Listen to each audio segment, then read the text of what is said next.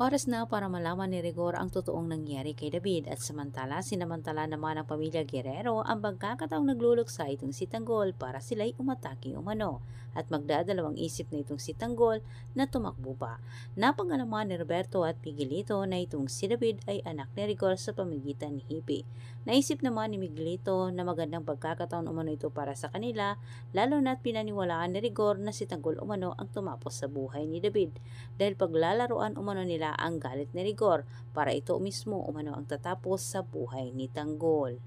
Samantala sa kabilang dako, habang pinagplanuhan ng pamilya Guerrero ang mga plano nila laban kay Tanggol, nagkakagulo naman sa gitna ng lamay ni David. Hindi inasahan nila Tanggol na sumulpot itong si Marites at ang masakla pa dito, pinagtatabuyan ito ni Santino. Hindi maganda ang nangyari sa muling pagharap nila Rigor at Marites. Sa kanyang pagdating, mas lalo pang gumulo sa gitna ng lamay ni David.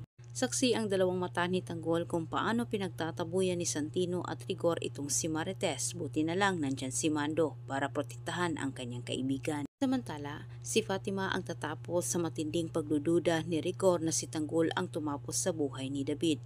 Natuntunan nila ni Fatima ang tahanan ni Rigor at gusto ng dalaga na makausap itong si Rigor sa lalong madaling panahon. Ngunit tilang maging hadlang ang mga Guerrero sa pagsabi ni Fatima sa katotohanan kay Rigor at Tanggol. Sinorpresa ni Miguelito kasama itong si Jackie si Fatima sa kanilang tahanan, hindi para kamustahin ang dalaga kundi para balaan ito na hindi umano magsasalita.